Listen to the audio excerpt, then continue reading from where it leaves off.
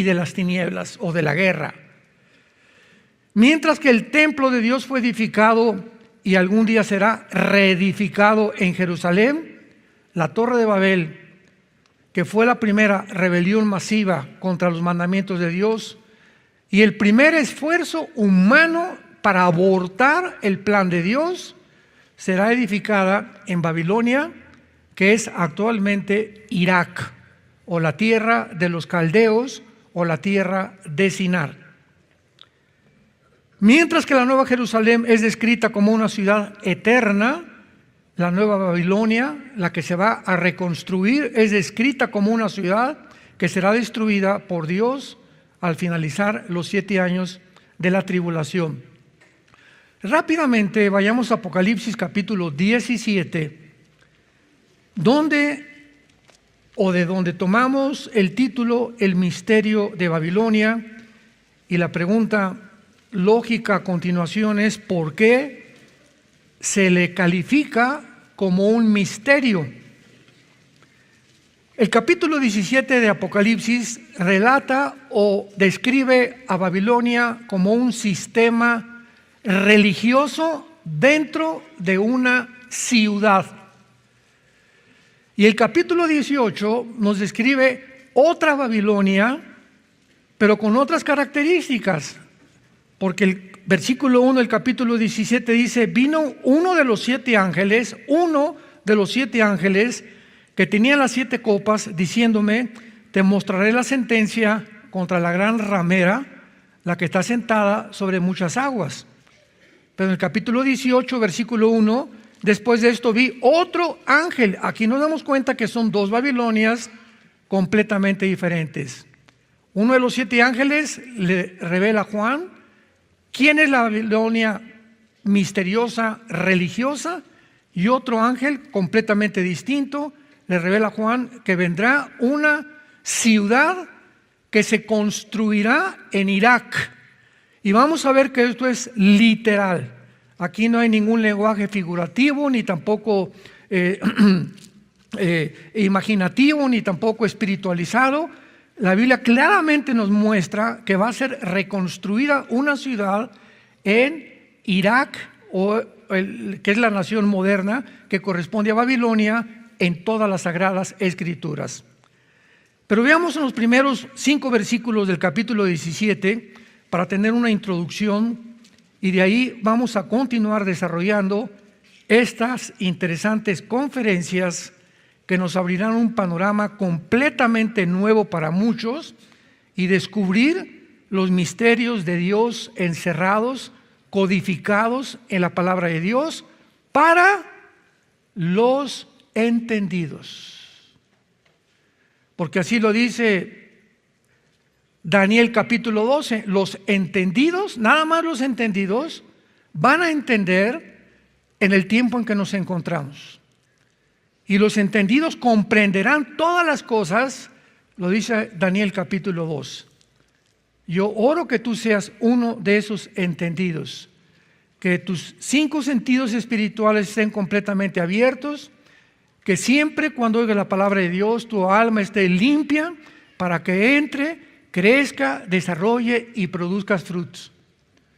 Porque de otra manera vendrás cada domingo, cada miércoles o cada jueves y oirás la palabra de Dios, te entrará por acá y te saldrá por acá. Pero nunca ha permanecido dentro de ti para cambiar tu vida interior. Si no te ha transformado la palabra de Dios, si no ha dado fruto, si no ha cambiado tu manera de ser, tu manera de pensar interiormente, la palabra de Dios ha sido sembrada entre espinos y entre piedras.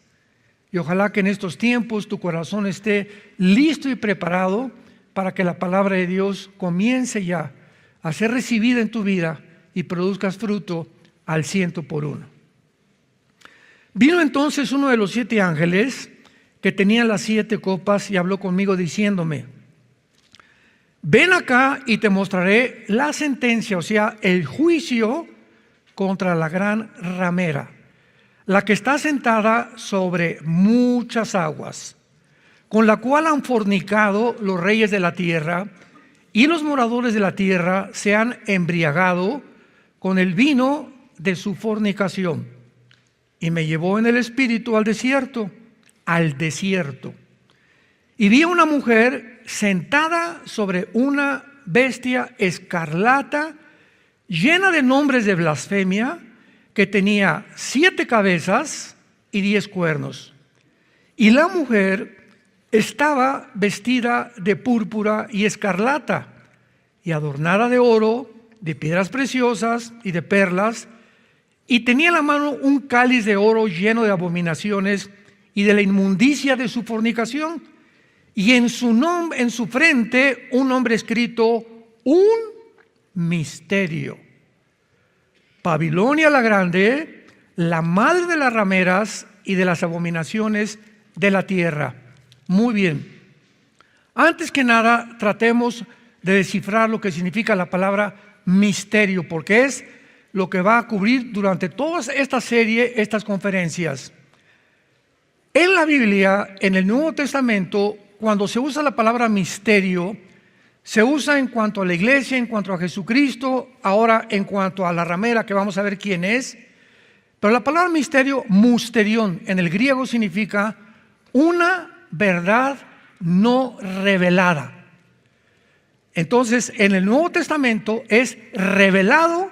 Cuando ya dice un misterio es porque ya se reveló. Por ejemplo, el arrebatamiento de la iglesia. 1 Corintios 15, 51 al 53. Comienza Pablo diciendo: he aquí les digo un misterio, que no todos vamos a morir, pero todos seremos transformados. Pregunta: ¿por qué Pablo le adjudica la palabra misterio al rapto o al arrebatamiento de la iglesia? Porque en el Antiguo Testamento esta verdad del arrebatamiento de la iglesia no había sido revelada. Dios le revela nada más a Pablo, no a Santiago, ni a Juan, ni a Pedro, a ninguno de los apóstoles.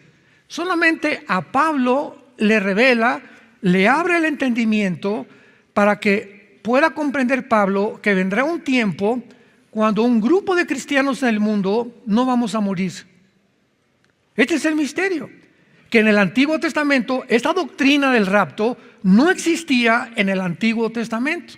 Entonces era un misterio, y por eso es hasta el Nuevo Testamento que Dios quita el sello de muchos misterios del Antiguo Testamento para revelarlos a nosotros, la iglesia. Veamos rápidamente esto. Mantengan ahí la página Apocalipsis 17, en el libro de los Efesios, capítulo 3. Para respaldar esto y que tu entendimiento sea aún más claro con la palabra de Dios. Efesios 3.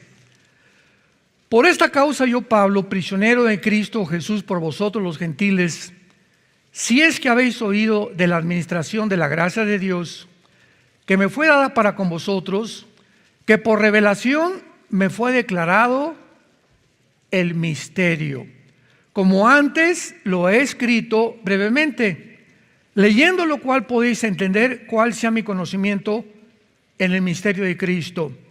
Escuchemos esto: misterio que en otras generaciones no se dio a conocer a los hijos de los hombres, como ahora es revelado. ¿A quiénes? A sus santos apóstoles y profetas por el Espíritu. ¿Cuál es este misterio que se le reveló a Pablo? Versículo 6, que los gentiles son coherederos y miembros del mismo cuerpo y copartícipes de la promesa de Cristo Jesús por medio del Evangelio. No sabían en el Antiguo Testamento ninguno de los profetas, ni se había revelado que Dios iba a formar un nuevo cuerpo, que a Israel lo iba a sentar en la banca y que entonces Dios iba a introducir en esta época de la gracia que se llama, o la dispensación de la gracia en la cual estamos viviendo, que durará 2000 años, iba a introducir a un nuevo cuerpo que ahora solamente no habría puros judíos. En el Antiguo Testamento Cristo lo dijo: vengo por las ovejas de Israel. Dios había tratado con Israel, pero Dios le da carta de divorcio a Israel, y ahora levanta una nueva entidad que se llama la iglesia, que somos todos nosotros. Pero en el Antiguo Testamento nadie podía comprender que vendría el tiempo cuando Dios iba a usar una entidad de italianos, mexicanos, guatemaltecos, franceses, judíos, de todas las nacionalidades, y formar algo que no existía en el Antiguo Testamento: la iglesia, que fue formada en el día de Pentecostés, Hechos capítulo 2, mediante el bautismo del Espíritu Santo. 1 Corintios 12, 13, por un solo Espíritu fuimos todos unidos, amalgamados, y la iglesia ahora no es un edificio, no es unas ceremonias, no son preceptos, somos un cuerpo. La iglesia somos un cuerpo. 1 Corintios 12, uno es la oreja, otro es la nariz, otro es la pierna, el otro la pierna izquierda, pero la cabeza es Cristo. Entonces, esto no existía en el Antiguo Testamento y por eso se le llamaba un misterio.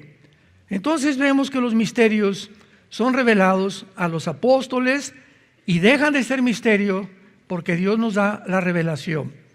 Muy bien, regresamos a Apocalipsis 17. Y cuando leemos estos 5 versículos que acabamos de leer, inmediatamente surge a nosotros una confusión impresionante. ¡Qué barbaridad! La ramera que fornicó con los reyes de la tierra, vestida de escarlata, montada sobre una bestia.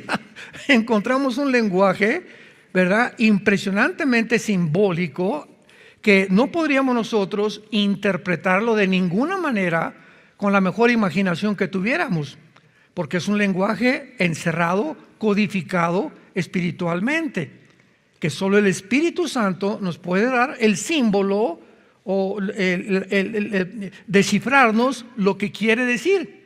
Y esta es la razón por la cual en el versículo 7 necesitamos la intervención de Dios, del Espíritu Santo, para interpretarnos todas las cosas que no podemos entender. Y veamos de qué forma el Espíritu Santo, a través del ángel, le revela a Juan quién es esta mujer y qué es esta mujer. Y le dice en el versículo 7, el ángel me dijo: ¿por qué te asombras? ¿Cómo que por qué asombras? Estoy bien confundido hoy, angelito, ¿verdad?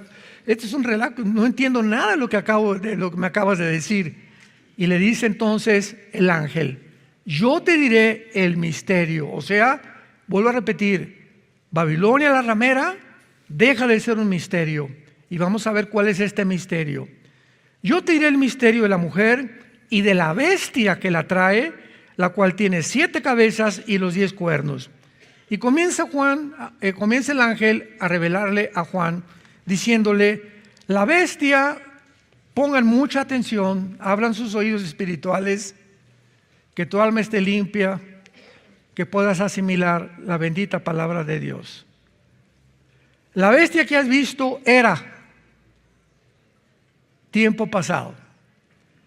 Y no es, hasta 2000 años cuando escribió el Apocalipsis Juan, la bestia no existía, pero había existido antes del primer siglo de la era cristiana y está para subir del abismo. Vemos inmediatamente que el ángel explica a Juan: esta bestia que tiene arriba a la mujer sentada es alguien, es una entidad espiritual que existía antes de lo que te estoy diciendo. Sin embargo, ahorita, en el tiempo que estás escribiendo esto, esta bestia todavía no ha salido, no es, porque está en el futuro, va a salir de un lugar que se llama el abismo, y va a salir de esta prisión subterránea en el mundo, va a salir para poseer a un hombre llamado el anticristo. Entonces el anticristo tendrá 2 espíritus. El anticristo tendrá su espíritu porque tendrá que ser un ser humano, porque dice Apocalipsis 20 que será echado al lago de fuego. Y al lago de fuego no echas una máquina, una computadora, o a las Naciones Unidas, como muchos lo han interpretado, que el anticristo es una computadora, que es una máquina, barbaridades y medias, ¿no? Porque lo quieren interpretar sin tener la palabra de Dios, o según lo que mi imaginación dice. Pero el anticristo, al ser echado al lago de fuego, va a ser un ser como tú y como yo, pero poseído por un principado satánico que existió antes en algunos de los imperios que vamos a ver más tarde, y que entonces va a salir cuando el anticristo nazca en el mundo. Y tal vez los primeros 30 años del anticristo en esta tierra será un hombre político normal, que nadie sabe quién es, pero a los 30 años, al igual que Cristo, a los 30 años, el Espíritu Santo vino sobre él en el río Jordán, se abrieron los cielos, una voz dijo: este es mi Hijo bien amado. Y a los 30 años, de acuerdo al Antiguo Testamento, un sacerdote no podía ser sacerdote antes de los 30 años en el Antiguo Testamento. Cristo, al cumplir 30 años, es bautizado, y ahí comienza el ministerio de Cristo. Y así comenzará el ministerio del anticristo. Posiblemente a los 30 años también de edad, él será poseído, pero no por el Espíritu Santo, sino por la bestia que sube del abismo. Muy bien, hasta ahí más o menos vamos bien, y vamos a ver a continuación. Y los moradores de la tierra, versículo 8, aquellos cuyos nombres no están escritos en la fundación del mundo, en el libro de la vida, se asombrarán viendo la bestia que era y no es y será. Ahora, muy bien, esto para la mente que tenga sabiduría. Las 7 cabezas que vimos que tenía la bestia, ¿verdad?, en el versículo 3, son 7 montes sobre los cuales se sienta la mujer, y son 7 gobernantes.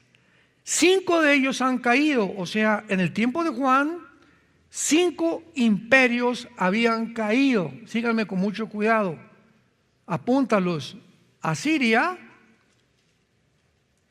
Egipto, Babilonia, los medos y los persas, y ¿quién siguió después? Los griegos. Son los 5 imperios que ya habían caído antes del apóstol Juan, hace 2000 años. Son 7 gobernantes, son 7 líderes, son 7 reyes que ya han caído. Uno es, ¿quién es el que era? Roma. Era el imperio bajo el cual nació Jesucristo y murió Jesucristo. Roma es ¿el qué? El quinto. Y el otro aún no ha venido.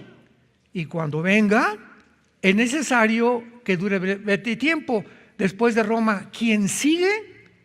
El gobierno de 10 cuernos, que vamos a ver. Los 10 cuernos representan la confederación del Mediterráneo, que formará el gobierno del anticristo. Entonces, estos 10 cuernos que tiene la mujer, lo vamos a ver ahorita, no han venido, le dice Juan, pero están por venir. Y la bestia que era y no es el octavo. O sea, antes de que el anticristo surja, y esto está de acuerdo a Daniel capítulo 7, antes de que el anticristo surja en el mundo, se tiene que formar una confederación de naciones de 10 gobernantes, un G10, 5 de Europa y 5 del Medio Oriente, de acuerdo a Daniel capítulo 2, en el estatua de Nabucodonosor. Y cuando estos 10 gobernantes ya estén unidos para formar una confederación para comenzar a gobernar el mundo o repartirse el mundo entre estos 10 gobiernos, dice Daniel 7, ya que estén los 10 gobernantes, dentro de uno de ellos saldrá el anticristo. De entre uno de los 10 gobernantes saldrá el cuerno pequeño, con el que Daniel lo califica en el capítulo 2, capítulo 7, capítulo 8, capítulo 11 y capítulo 12 del libro de Daniel. Entonces, ¿vamos bien? Tranquilos, no se vayan a empachar. Muy bien. Y los 10 cuernos, versículo 12, que has visto, todo esto lo está explicando el Espíritu Santo, son 10 gobernantes o 10 reyes que aún no han recibido reino, pero por una hora recibirán autoridad como reyes juntamente con la bestia. O sea, serán los 10 gobernantes que formen el gobierno del anticristo. Estos tienen un mismo propósito y entregarán su poder y su autoridad a la bestia, o sea, al anticristo. Entonces, antes de que el anticristo diga, pues, ¿qué es Gorbachev? ¿Qué es Putin? ¿Qué es Obama? ¿Qué es Barack Obama? ¿Qué es el Papa? No hagamos especulaciones. La cronología bíblica es maravillosa. Y cuando la entendemos y podemos realmente poner las piezas juntas en el rompecabezas, podremos descansar y ver un poco. Y porque Dios quiere que veamos claramente el panorama. Porque mientras más claro lo veamos, más paz vamos a tener que ya nos vamos. Aleluya. Más seguridad tendremos y no haremos caso que se cayó un ovni, que el petróleo, que el cash lo van a quitar, etcétera, etcétera, que guerra, que amenaza nuclear. No nos va a preocupar absolutamente nada porque estamos en las manos de un Dios que nos dice: nunca te dejaré ni te abandonaré. No se turbe vuestro corazón, no tengan miedo, creer en Dios, crean también en mí, les dijo Cristo a los discípulos antes de morir. Lo primero que nos dice Dios es: no permitas perder la paz. Se murió tu abuelito, lo vamos a alcanzar. Se murió tu hijo. Todo lo que esté pasando alrededor del mundo es temporal. Todo es temporal. Vamos de paso nosotros por este mundo, somos peregrinos. No te aferres a nada a esta vida. Somos peregrinos, el mundo. Juan 17, Padre, te pido y te doy las gracias porque ellos no son del mundo como yo tampoco soy del mundo. Estamos en el mundo, pero no pertenecemos. Este planeta no es de nosotros todavía. Estamos en un planeta bajo la guerra. Estamos en un mundo de pecado, de muerte, de sombras, de tinieblas, de crímenes, de violaciones, de degradación moral que se está corrompiendo ante nuestro alrededor. Todos los temas filosóficos están siendo derrumbados, los valores, toda la degradación ha llegado a una cúspide. Al mismo tiempo que hemos alcanzado una altura tecnológica, al mismo tiempo nos vamos degradando más y más moralmente. Estamos aquí en la computadora y vamos a llegar a la luna, y por el otro lado, nunca la degradación moral había estado tan bajo, nunca. ¿Vieron los últimos conciertos de Madonna? No me digas amén, ¿eh? Ay, me mandan videos, ¿verdad? A eso me refiero. No, hermano, ¿cómo cree usted que yo voy a ir a esos conciertos, no? O a los de las entregas de los Grammys. Digo, no podemos más que darnos cuenta que el diablo ya no se disfraza. El diablo ya se quitó su máscara y se está presentando ya como lo es. En estos conciertos vestidos de diablo, bebiendo sangre, vomitándose enfrente de los cantantes ahí, o sea, una degradación que dices tú, Dios mío, y respaldado, ¿verdad?, por compañías farmacéuticas. O sea, no podemos llegar ya más bajo moralmente. El 60-65% del mundo están aprobando esta conducta antimoral, antibíblica, pisoteando los mandamientos de Dios. Dios tiene que venir ya pronto. Él no puede permitir esto ya. Y finalmente, ¿quién es la mujer? La famosa ramera. Versículo 15. Me dijo también: las aguas que has visto donde la ramera se sienta son pueblos, muchedumbres, naciones y lenguas. Versículo 18. Y la mujer que has visto es la gran ciudad que reina sobre los reyes de la tierra. Una ciudad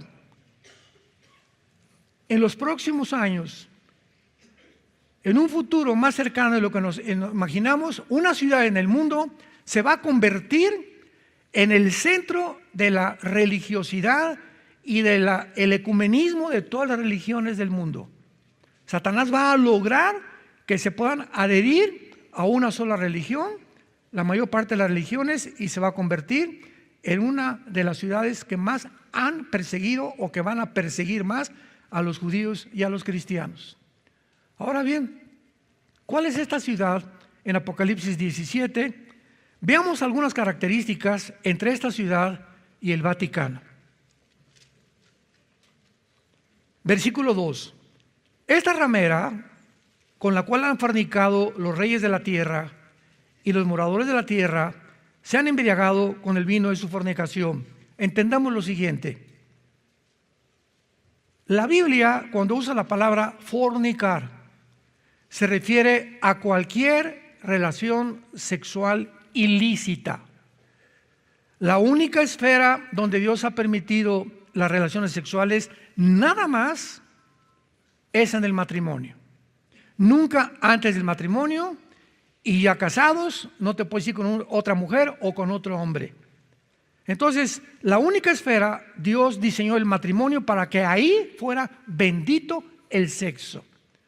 Entonces, cuando alguien fornica, es cuando tiene relaciones antes del matrimonio o cuando se sale del matrimonio y comete adulterio, cualquier relación ilícita, transexualismo, homosexualismo, lesbianismo, etcétera, etcétera, pedofilia, es fornicar. Son relaciones ilícitas. Te has vendido, has traicionado los votos que debemos tener delante de Dios. Muy bien. Pero en el Antiguo Testamento, la palabra fornicar la usó Dios con Israel.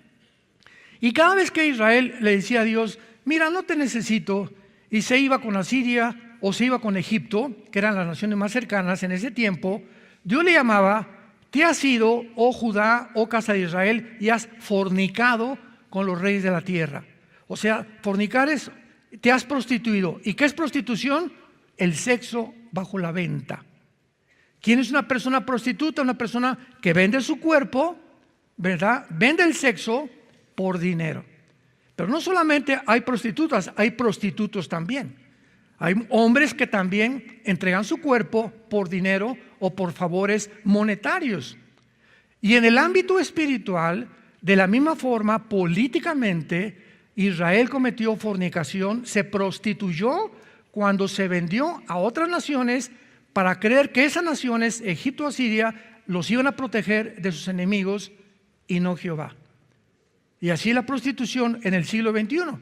Tú crees que si vendes tu cuerpo y vas a recibir dinero, por eso Dios no te va a proveer y por eso te atreves a prostituirte, porque no crees las promesas de Dios y vendes tu cuerpo. Y yo lo he dicho, lo mismo en el ministerio. Un pastor que es llamado a ser pastor y se quiere meter a la política, ha prostituido su ministerio. También nosotros podemos prostituirnos, cualquiera se puede prostituir en cualquier área. Es cuando te vendes o tus convicciones las crucificas y pues si este partido me conviene más ya que hay más dinero, ya no tengo convicciones, antes pertenecía yo a este partido, me voy a otro partido, prostituyo mi llamado, mi política, mi filosofía, mis convicciones por amor al dinero y que me vaya mejor en la vida. ¿Se dan cuenta qué importante es tener convicciones profundas, que nadie te mueva y que mantengas tú? Eso es lo que se llama integridad. Integridad. Cuando te mantienes dentro de tus convicciones y vives conforme a tus convicciones. Entonces, cuando dice aquí que esta ramera o esta ciudad se ha fornicado con los reyes de la tierra, ¿cuál es la única ciudad desde hace 2000 años? Porque observen el versículo 18, la mujer que has visto es la gran ciudad que reina. Esto está en presente continuo. En el tiempo de Juan, ¿cuál era la ciudad que estaba gobernando?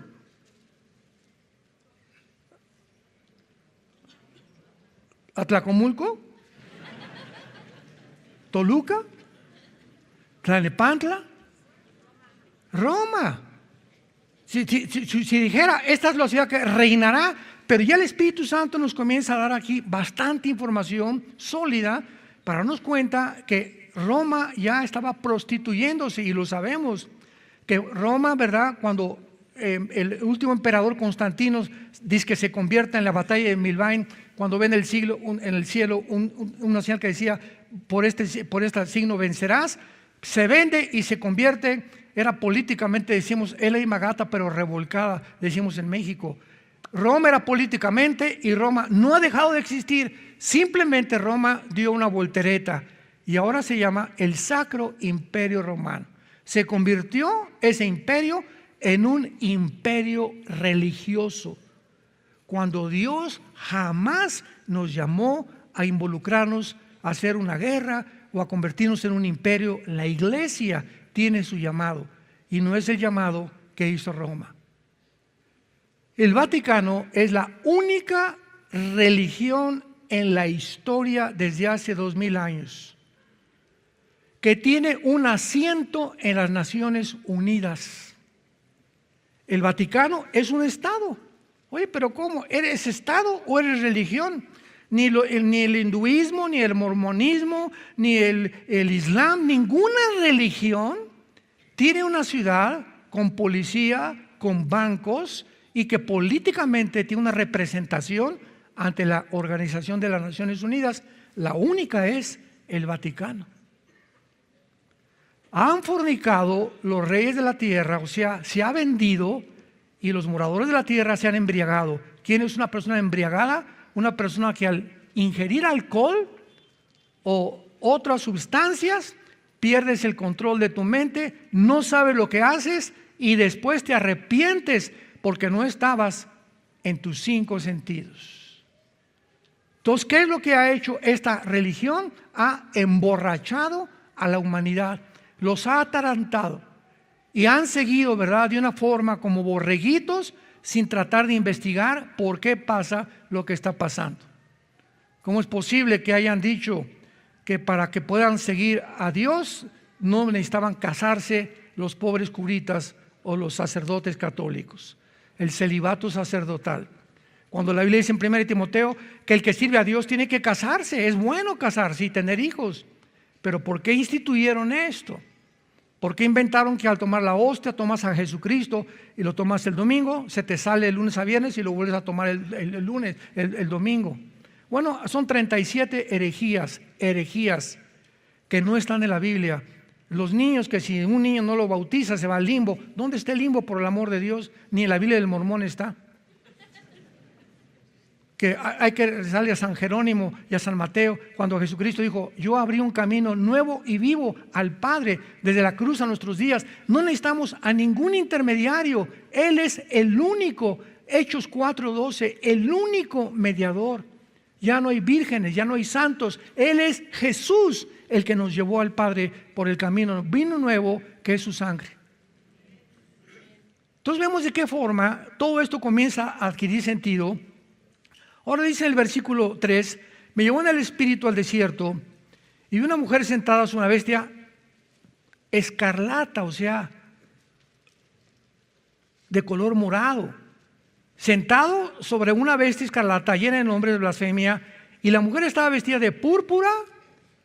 El púrpura es el color del Vaticano, del Papa y de los cardenales, y de escarlata y el morado, adornada de oro, piedras preciosas, y tenía en la mano un cáliz de oro lleno de abominaciones y de la inmundicia de su fornicación. No sé cuántos de ustedes, lo digo con mucho respeto, ¿verdad?, pero tengo que decir la verdad.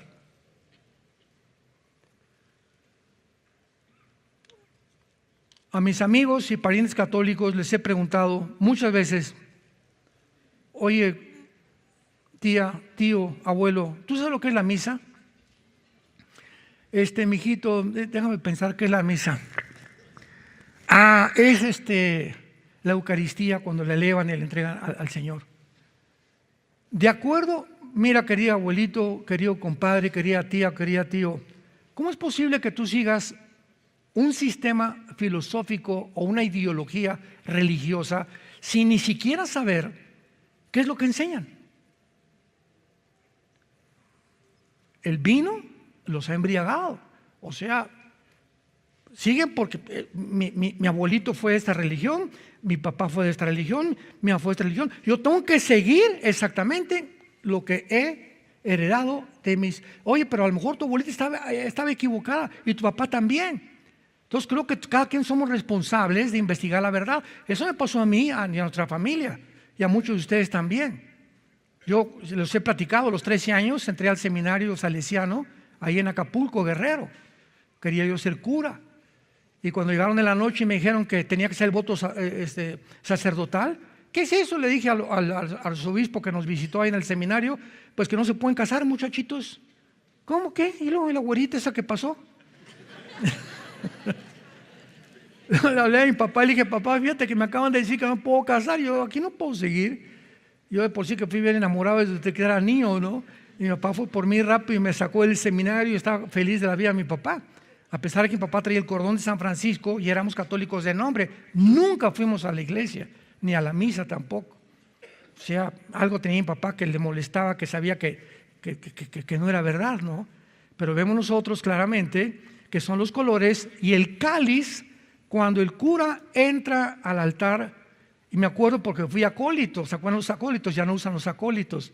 Entonces, antes de pasar al seminario, pues como fui lasallista, mi hermano Alexandro y yo fuimos primaria y secundaria en el Colegio La Salle, que es muy buena, académicamente es muy buena educación, pero nos lavaron el cerebro que querían que fuéramos hermanos de La Salle en San Juan Bautista de La Salle y comenzamos de acólitos en Acapulco.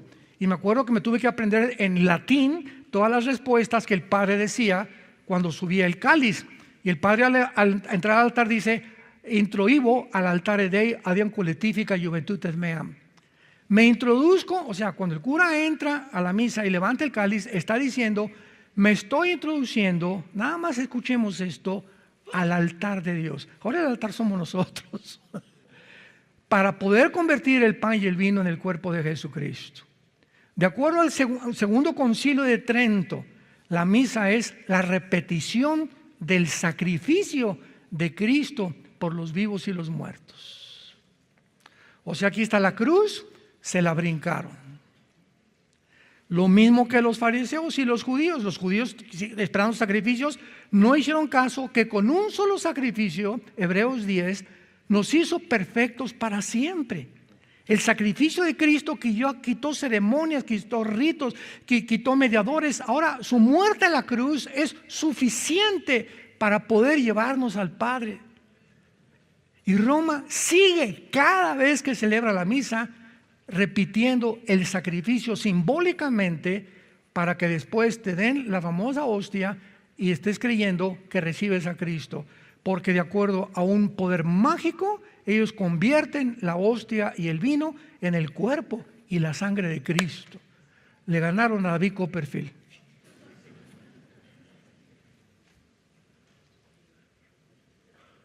La mujer estaba vestida de púrpura y escarlata, adornada de oro, etcétera, etcétera, de abominaciones y de la inmundicia de su fornicación. El Vaticano puede ser esta ciudad, o si no es esta ciudad, el sistema religioso, va a estar incluido el Vaticano. Y todas el protestantismo apóstata también. Porque dentro de nuestras iglesias evangélicas, ustedes no tienen ni idea cuántas iglesias que dicen evangélicas están apostatando, uniéndose al Vaticano, yendo con el Papa, rindiéndole pleitesía y honores al Papa. Me reservo los nombres y me reservo las denominaciones, pero es cada vez más y más y más con el propósito de tener más adeptos, de vender más sus materiales, vender más sus conferencias, porque ahora los católicos es otro mercado que tenemos que mandar, y para poder alcanzar a los católicos tenemos que hacernos como ellos y aceptar lo que ellos enseñan y no ir en contra de ellos ni hablar la verdad. Dios nos libre, no podemos nada contra la verdad, sino por la verdad. Tenemos que hablar la verdad. Ya no estamos en tiempos en que tenemos que escondernos. Tenemos convicciones y tenemos que abrirle los ojos a la gente, con misericordia y con respeto y con amor también por ellos. Pero esta es la verdad, que es la religión más prostituida de todas las religiones. Le ganó al hinduismo y le ganó a todas, porque ninguna conoció a Jesús más que Roma. Y ellos aparentan decir que creen en la Biblia y que creen en los apóstoles y que creen en los ángeles y en otras cosas que la Biblia enseña. Pero en cuanto a sus acciones, se han prostituido completamente. Ahora, muy bien, para terminar, veamos rápidamente en Zacarías capítulo 5, una profecía. Todo esto lo estamos armando como un rompecabezas, donde nos confirma que este lugar va a ser en Irak en cuanto a la comercial Y en cuanto a la religiosa, posiblemente sea Roma. Posiblemente Roma sea los cuarteles generales, y no es coincidencia que desde el Papa Juan Pablo II, en la ciudad de Isis, en los 90s, convocó a una reunión de brujos. El Papa Juan Pablo II convocó a una reunión de brujos, de espiritistas, de hindúes, de musulmanes, de mormones, de testigos de Jehová, de zoroastristas y de todas las religiones del mundo. Y se juntaron en la ciudad de Isis, bajo el Papa Pablo II, donde les dijo: unámonos todos en un solo Dios y oremos todos, porque todos buscamos la paz y la verdad. ¿Será eso cierto? Los hindúes tienen más de 6 millones de dioses. El libro del Corán dice que Jesucristo no murió por nuestros pecados, que fue un falso profeta o un profeta nada más. Los mormones dicen que podemos ser muchos dioses y casarnos 30, 40 veces según tengas de ingresos económicos. Y así podemos ver todas las religiones, el Islam, ¿verdad? El hinduismo, el zoroastrismo, etcétera, etcétera. ¿Cómo podemos decir que todos tenemos la verdad? Todas tienen diferentes verdades. Y viene un hombre llamado Jesús y dice: yo soy el camino. No eres tú, ni tú, ni tú, ni tú. Y todos, ¿cómo que? Eso es radicalismo, eso es excluirnos. No, es que es la verdad. No puede haber 2 verdades, ni 3 verdades, ni 4 verdades, porque entonces caeríamos filosóficamente en el relativismo. O sea, esa es tu verdad, esa es tu verdad, esa es tu verdad, yo tengo mi verdad. No me molestes con mi verdad. ¿Sabes una cosa? Que no puede haber 4 o 5 verdades diferentes. Una tiene que ser la verdad, porque si no hay verdades absolutas, entonces no existe la verdad. Se acabó. Salte de la facultad de filosofía. O sea, cuando comenzamos a pensar con un poco de coherencia, de lógica elemental y de racionalismo, nos damos cuenta a la brutalidad y a la estupidez a la que hemos llegado.